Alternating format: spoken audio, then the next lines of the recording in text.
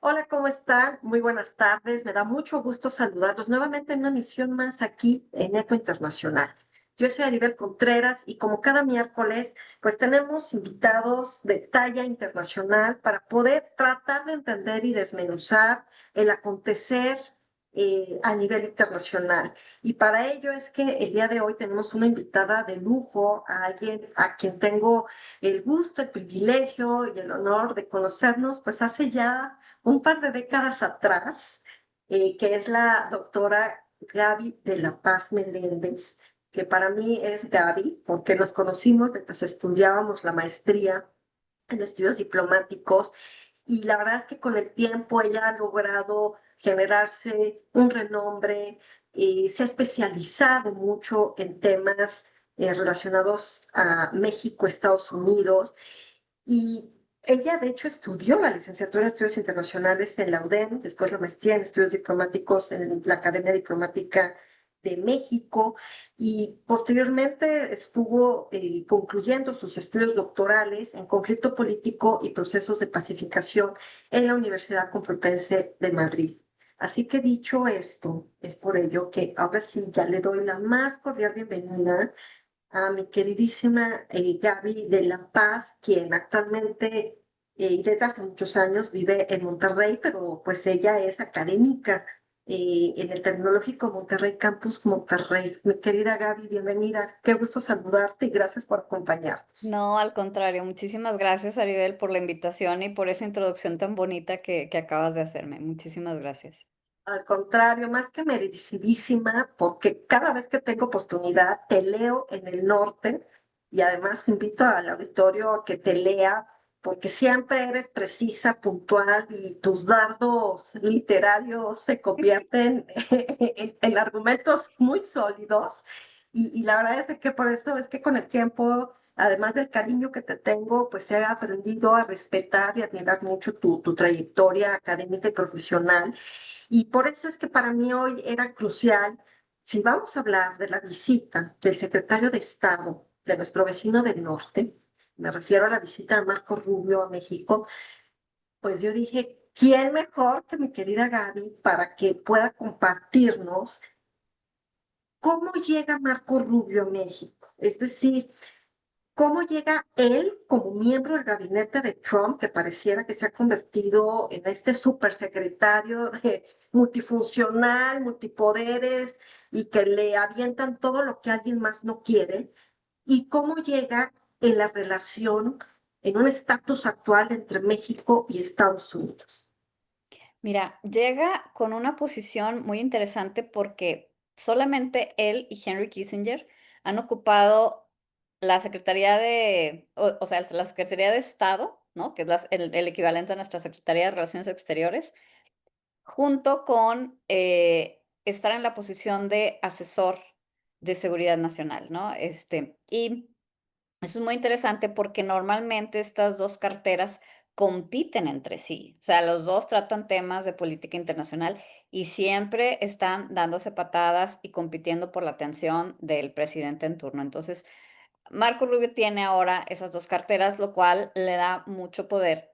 Ahora, Estados Unidos tiene muchísimos temas en su agenda y uno de los temas en los que Marco Rubio no está tan presente porque están otras personas es, por ejemplo, el tema de la guerra entre Rusia y Ucrania, ¿no? La invasión a Ucrania. Pero eso le deja también, pues, que se enfoque más en otros temas. Ahora, estamos hablando de alguien de origen latino, con lo cual, mira, yo te diría, dentro de ti bueno, y se me olvida otra cosa, además es el que dirige lo que queda de la USAID, ¿no? Entonces, después de decirte esto, el que tengas a alguien que realmente tiene una preparación académica en temas internacionales. O sea, cuando tú ves, por ejemplo, no voy a hablar de nombres de otras personas en el gabinete del presidente Donald Trump, pero hay muchas personas que tienen una preparación cuestionable, ¿sí? No es el caso de Marco Rubio, no es el caso de Marco Rubio. O sea, y entonces está en una posición muy fuerte porque además es la cuarta persona en la línea de sucesión a la presidencia. ¿sí? Y a mí me parece muy significativo que esta sea como la cuarta gira que tiene en América Latina desde que asumió su posición, pero es la primera vez que viene a México. Entonces, para mí es muy importante, digo, antes de él estuvo Chris Landau, etcétera, pero para mí es muy significativo que venga hasta ahora, que es decir, pues ya después de que se han hecho entregas express de narcos mexicanos a Estados Unidos, de que tienes a tres de los líderes de los cárteles de drogas más importantes de México que están en prisión en Estados Unidos, en juicio. O sea, hay muchos temas a los que la administración Trump le quiere dar una importancia muy grande porque si recuerdas, Aribel, Donald Trump ha utilizado el tema de emergencia de seguridad nacional para justificar tanto su agenda comercial como su agenda de política exterior, ¿no? Y esos son temas en los que todos en los que él ha dicho, el tema de seguridad nacional es importante, México está así, en el centro de esa agenda. Me encanta cómo nos lo haces ver, Gaby, porque es una visita totalmente relevante, sin duda, hacia nuestro país, pero al final del camino, esto que nos estás describiendo y las características que envuelven a Marco Rubio lo hacen ser una figura que está en el centro, no solamente al interior de la Casa Blanca, sino en el centro de esta relación tan compleja entre México y Estados Unidos. Y mientras te escuchaba con gran atención, me hacías pensar en esta competencia que bien describías tú.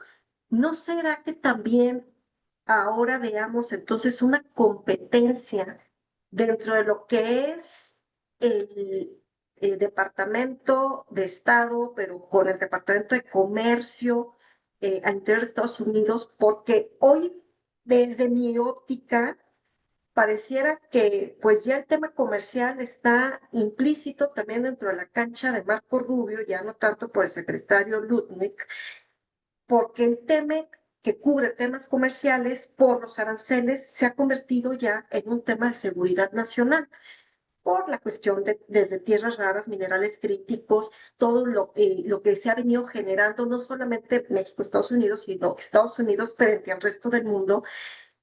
¿Será que entonces veamos a un Marco Rubio que esté en México, pero después en Ecuador y sus futuras giras abordando sí o sí el tema comercial, pero desde una cancha del Departamento de Estado, más allá de temas más operativos que caigan en la cancha de lo que es el Departamento de Comercio?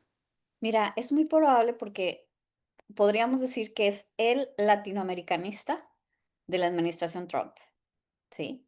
O sea, yo creo que tal vez salvo Christopher Landau, nadie sabe más de América Latina que él, ¿no? Yo diría que estas serían las dos personas que conocen mejor. Y no nada más es el tema de que han estado, o sea, conocen nuestra cultura, conocen nuestros defectos, ¿no? Y eso yo creo que es muy bueno para el análisis porque finalmente, a ver, él está aquí para defender los intereses de Estados Unidos, no los de México. Eso lo tenemos que tener muy claro. Entonces, yo pienso que se vuelve una figura clave para los temas en los que normalmente no entra el Departamento de Estado en un papel central, sino que suele ser de apoyo, como es el tema del comercio, ¿sí?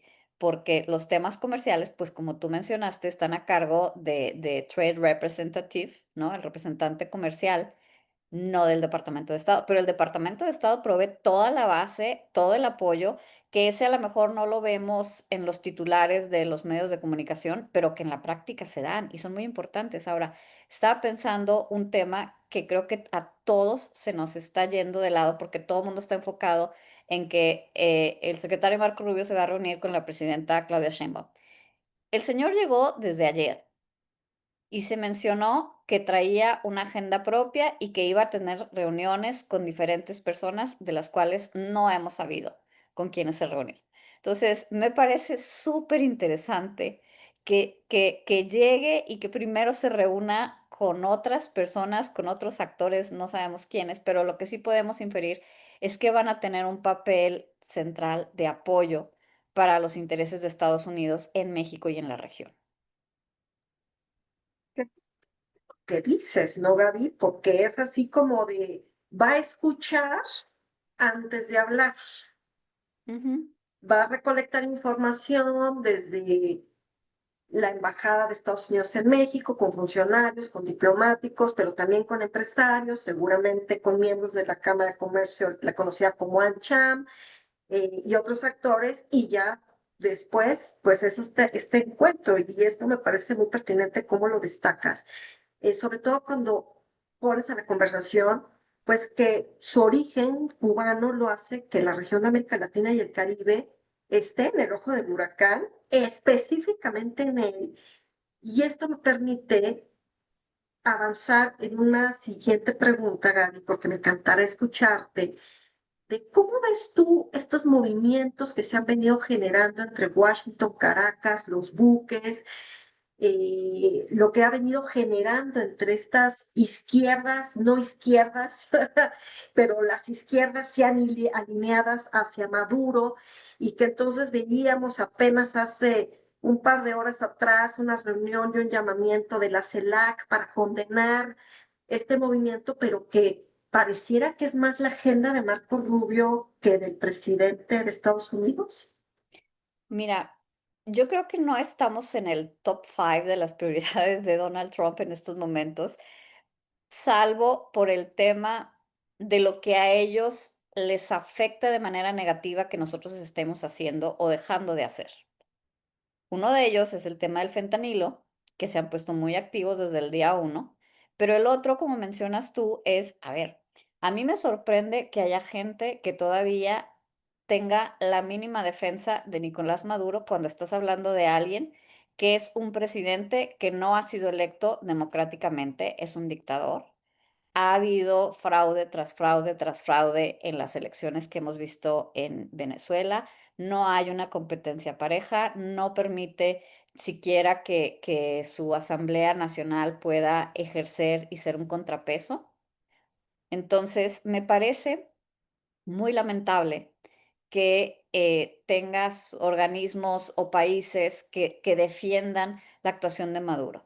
Y yo creo que Estados Unidos, al vincular a Nicolás Maduro con el cártel de los Soles, al vincularlo además con el cártel de Sinaloa, que es el que ahorita está en el ojo del huracán para muchas agencias y secretarías en Estados Unidos. O sea, también lo pone en el centro de la diana, ¿no? Y claro, o sea, no digo que se vayan a hacer una operación militar al estilo de la que hicieron en Panamá en 1989 para capturar a Manuel Antonio Noriega y llevarlo a juzgar a Miami, pero sí le están poniendo un cerco muy importante a Maduro y no me sorprendería que después de esto vinieran sanciones mucho más fuertes a Venezuela, pero también a los países que apoyan a Venezuela diplomáticamente o de alguna otra manera.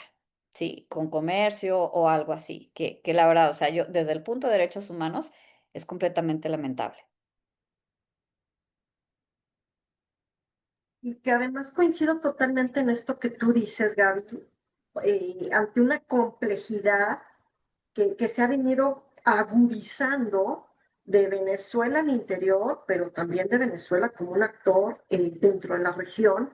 Y me parece muy atinado esto que resaltas, porque también estamos viendo una región totalmente dividida, polarizada, donde ya no nos queda claro qué gobierno en verdad es de izquierda, pero de izquierda de cuál, ¿no? Ahora ya, ya nos viene esta duda y esta reflexión. Y cuando yo vi la gira de Marco Rubio, que iba a tocar México y luego Ecuador, yo maquiavélicamente se me vino a la mente, y ya tú me dirás, de por qué Ecuador, más allá de que Daniel Noboa está alineado a los intereses de Washington, pues al final es un país con el que tuvimos que romper relaciones diplomáticas hace ya más de 15 meses. ¿Tú crees que Marco Rubio toque el tema de la posibilidad de retomar conversaciones y el diálogo político para ver si esta terrible ruptura diplomática entre el gobierno de México y Ecuador tienen o nada que ver, porque precisamente ahorita los dados están puestos de Marco Rubio en Cuba, en Venezuela, en Nicaragua. ¿Tú cómo ves?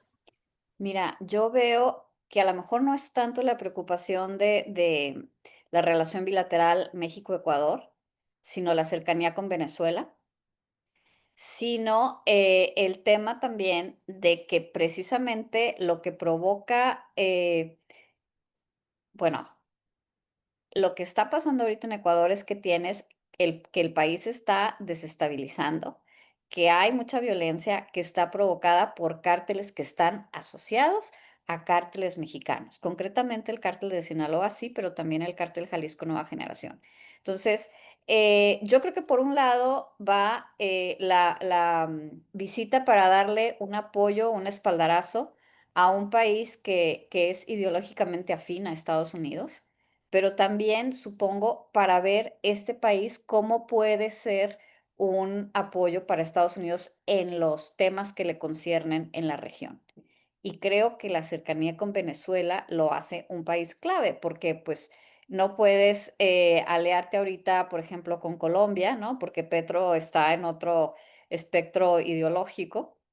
Y, digo, yo no sé si por ahí esté considerando, bueno, pues me acerco un poco más a Perú también. Perú ahorita no está, en la agenda, pero sí me parece que se dan cuenta que Ecuador está en una coyuntura muy especial y tienen que prevenir que el país se desestabilice todavía más. Qué buen punto que esto destacas, porque obvio Ecuador se ha convertido en un paso obligado pues, del crimen organizado, Ujú. desde migrantes hasta estupefacientes, pero sin duda esto que resaltas, por este acercamiento que se tiene con Venezuela, pues sin duda es un pivote que me parece que a la mirada del secretario de Estado, pues es algo que hay que observar de cerca, de lejos y de todos los ángulos, sin duda alguna. Y regresándonos a esta visita que realiza estos días a nuestro país, Gaby, tú con tu experiencia y que has dado seguimiento durante décadas a la relación México-Estados Unidos, eh, ¿tú crees que sí se dé esta firma de este acuerdo tan anunciado en materia de seguridad? Porque de repente he leído medios que dicen que no se va a dar esta firma de acuerdo, pero que sí va a haber acuerdos, pero a veces pareciera que la capacidad de la Cancillería mexicana se está viendo tan reducida y muy minimalísticamente a funcionarios y a algunos diplomáticos alineados más a un tema partidista más que a una visión de Estado, mientras que en Estados Unidos, pues el Departamento de Estado tiene una otra visión y otra perspectiva totalmente alineada al proyecto MAGA. ¿Y será que sí logremos ponernos de acuerdo con ellos?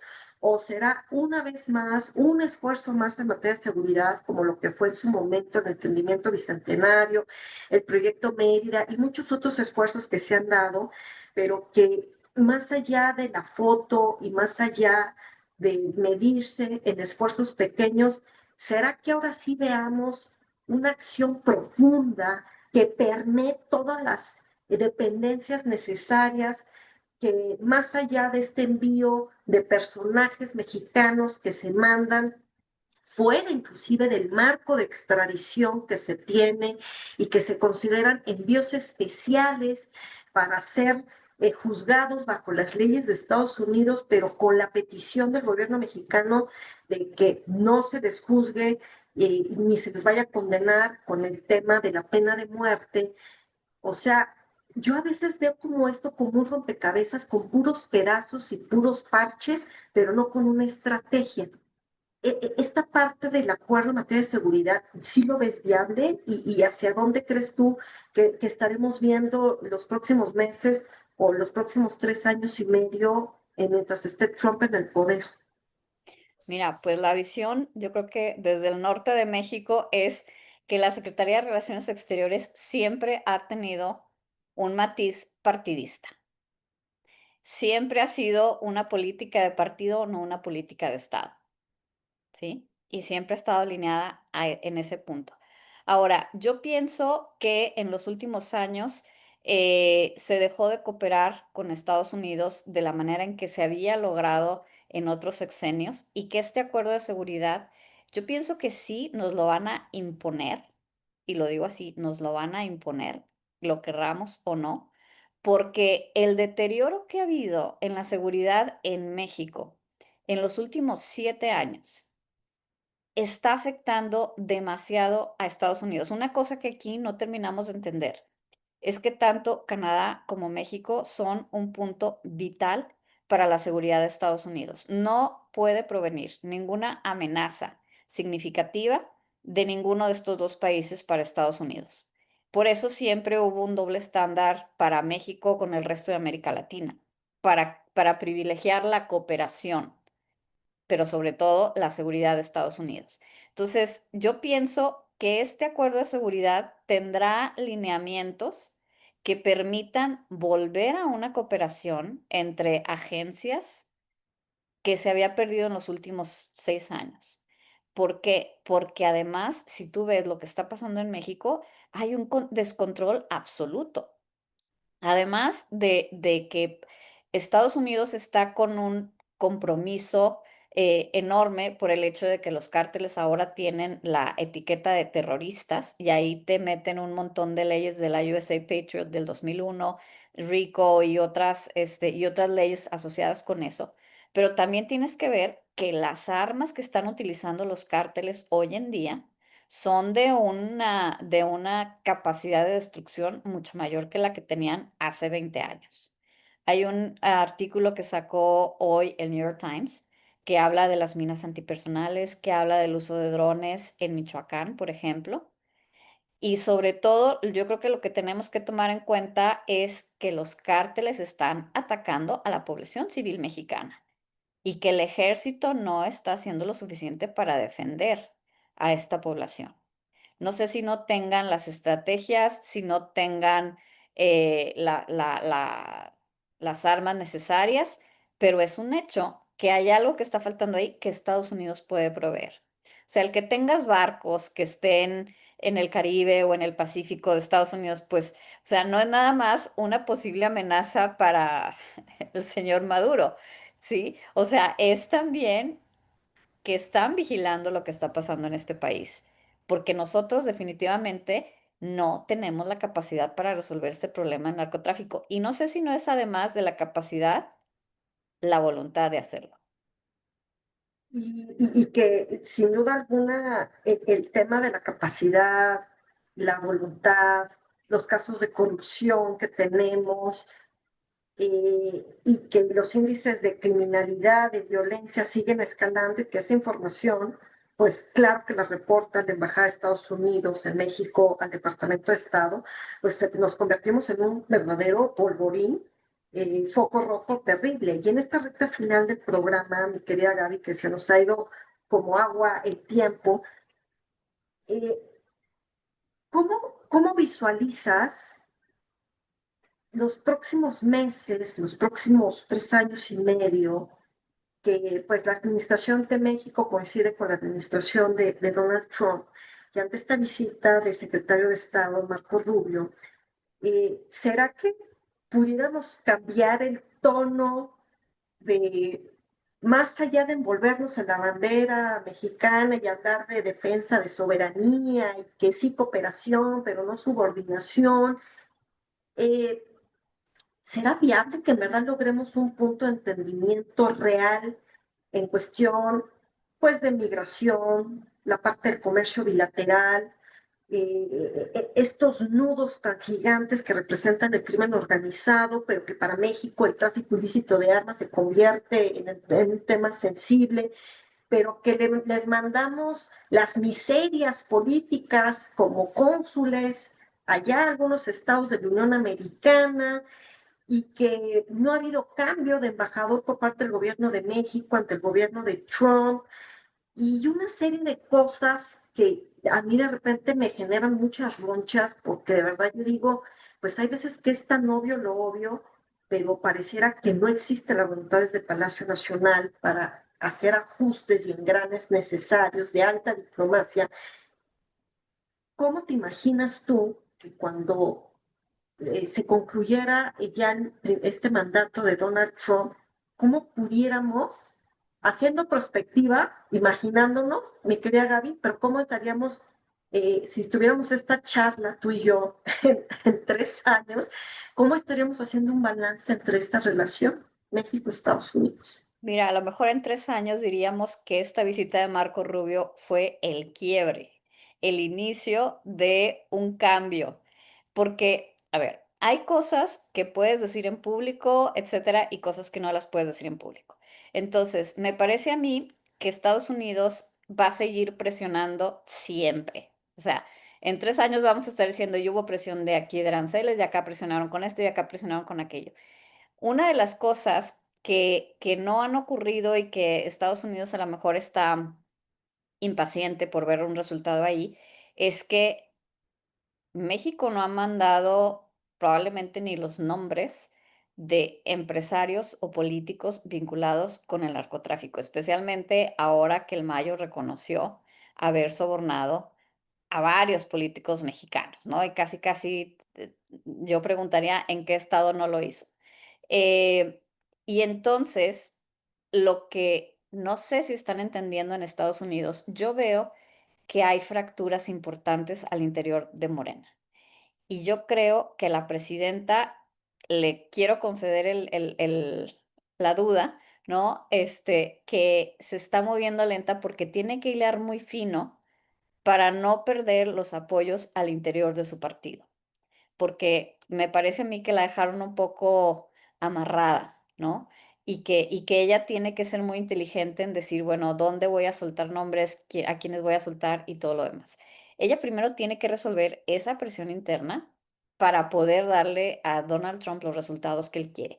Espero que eso se lo logren hacer entender a Marco Rubio para que la relación funcione y entonces digan, bueno, que yo ahorita no te puedo dar esto, pero te puedo dar esto otro por mientras. Y yo sigo trabajando en esta otra cosa que sé que es importante para ti, pero que ahorita yo no la puedo mover. Te pongo un ejemplo. Yo no entiendo cómo el gobernador de Sinaloa sigue en su puesto.